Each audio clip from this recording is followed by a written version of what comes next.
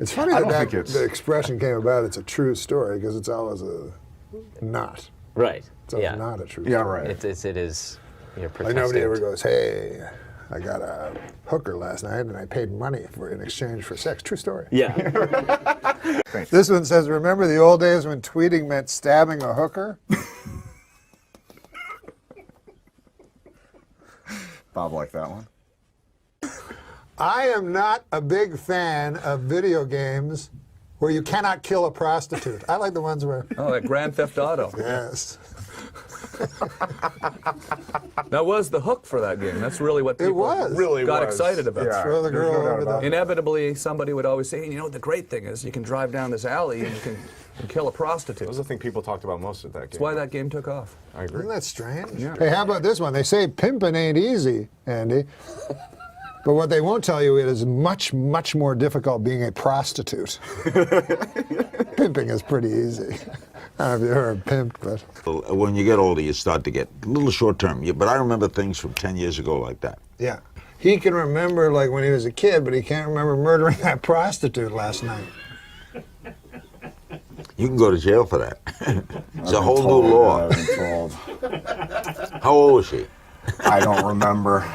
No. If you don't remember, you're not going to convict you. Yeah, I'm past that lie detector. If you were a Russian prostitute on a date with serial killer Andrei Chikatilo, a.k.a. the Rostov Ripper, and he couldn't achieve an erection, that was not your lucky day. No.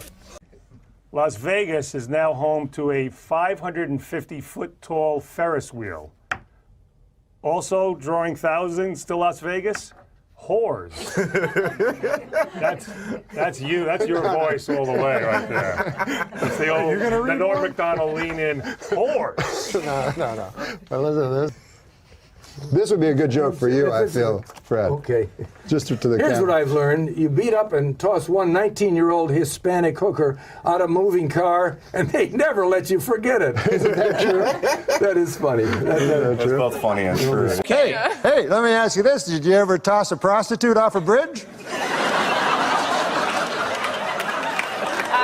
the French one? No. Just saying I heard that was a sign of being a serial killer. Okay. You're the worst guy I've ever met. And I mean that in a nice way. There's the Dick Morris is getting a new show. Did you hear about that? Dick Morris, the presidential advisor in the scandal. Yeah. Right. Didn't you hear that now he's getting a show? He's there like, can you believe the guy actually getting a show on the TV? That's amazing. Yeah. And it's a morning show. It's called Good Morning Whores.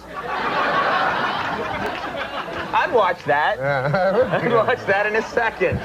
He was a garbage man. He won the lottery. He won the New York State lottery. He won like $8 million, and he said he's not going to quit his job. And you've always heard that, right? Right. I'm not going to keep my job. I'm going to keep my job. And there's only one occupation where the person does not keep his job when he wins the lottery. Wins the lottery. You know what that occupation is? No. Crack whore. Like, I went to Vegas a couple weeks ago, and a funny thing happened. Hey, Andy. Hi. And a funny thing happened there in Vegas, right? Mm-hmm. I go there, you know, to gamble. I meet a couple of midgets, you know? Couple of midgets? Yeah. Little people, I call them. Well, I don't think of people as little people. Yeah, your word's better. Yeah. Go ahead anyway. You meet a couple of midgets. I know a lot of people in show business talk about the little people. Right. But I think everybody's the same. The midgets, the regular people. Okay. You know? We're all human beings. We're all human beings. That's good. That's good. You have a good attitude. Some of us are, you know, short and have weird big heads. So, anyway, these guys. That neck went out there for a second, but it's better now. These two midgets, man, they were the funniest dudes. And one of them was telling me that him and his buddy decided to get a couple of prostitutes, you know, because midgets, they can't have sex very much with the women, you know. And, so they say, we'll get a couple of prostitutes. I didn't know that, but okay. Yeah. So they say, let's get a couple of prostitutes, right? So the other midget goes, hey, man, that's great. So, what are they, Cheech and Chong? Like you're two midgets like, hey, dude. Yeah, man, that sounds heavy. Well, you know. All right. So the midgets, the one midget, they get their 2 prostitutes, you know, and they take them up to their room, you know, in the hotel. And so the one midget, he gets in the room with the girl. And They're in separate rooms here? Yeah, separate rooms, but they're adjoining. Right, right. So the one midget, he gets with the prostitute, and he wants to have sex with her, but he'd been drinking a lot, so he had trouble, like, performing, you know. Yes, I know. Right. Nobody knows better than you about that. So the one midget, he gets in with his girl, but he's too drunk to perform, and he feels real bad, right?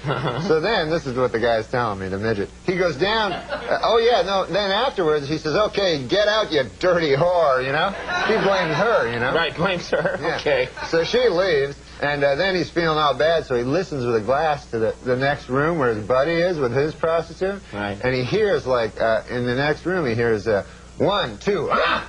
1, 2, ah! 1, 2, ah! 1, 2, ah! Right, 1, 2, right, ah! Right. Stop doing it. Yeah. Okay.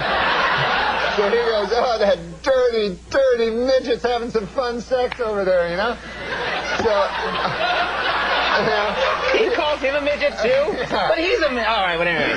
So he feels bad, you know? Right. And the next day, man, he meets his buddy Midget at the coffee shop. He goes, and the guy goes, hey, man, how'd it go last night? And the one guy goes, oh, man, it was horrible, you know? I was too drunk. I couldn't perform with my prostitute. He goes, but it sounds like you had a good time. And then the other guy, Midget, goes, what, are you kidding? I couldn't even get up into the bed.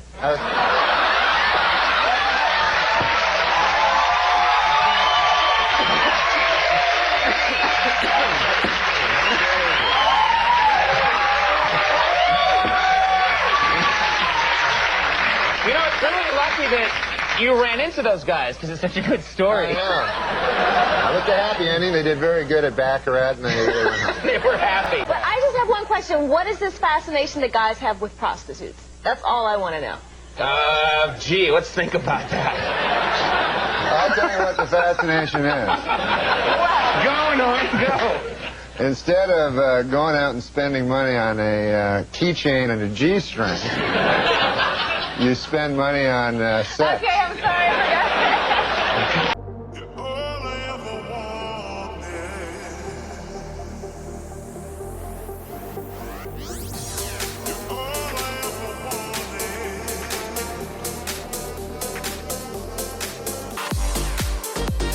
But Vegas was cool.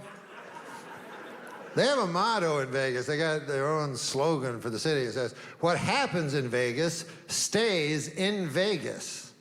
Which is not true. You know, you can't kill a guy and then just leave, you know? They'll follow you. They'll find you.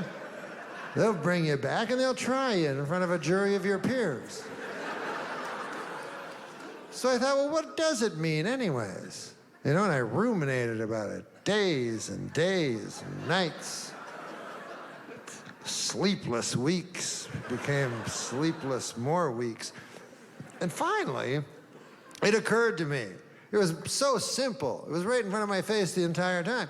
Whatever happens in Vegas stays in Vegas. All it really means is you can go to Vegas, you can have sex with a prostitute, and she will not tell your wife. They're very discreet, the Las Vegas prostitutes. Yeah? Not like these gossipy small town whores back where you live. You know? These fucking blabbermouths. Down at the beauty parlor with that pale blue thing over their head, whatever the fuck that is. Going, you're Marge Majerison, John Neal's wife? Well, by God. I took a shit on him last night. In exchange for cash. Nice fella. Farrah, the first time I ever saw you, I thought, oh my God, that is one of the whoriest looking whores I have ever seen in my life.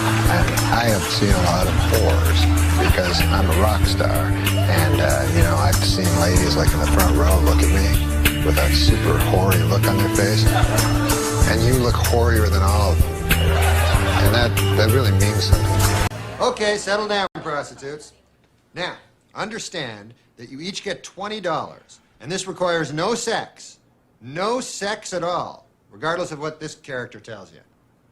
Well, you got a dead hooker in the trunk. What? No, it can't be. Yes, it was. It was a dead hooker. It wasn't a dead hooker! Pal, I know a dead hooker when I see one. What the hell? Oh, my goodness. What are you doing? I've never seen so many dead hookers in all my life. Lord knows I have.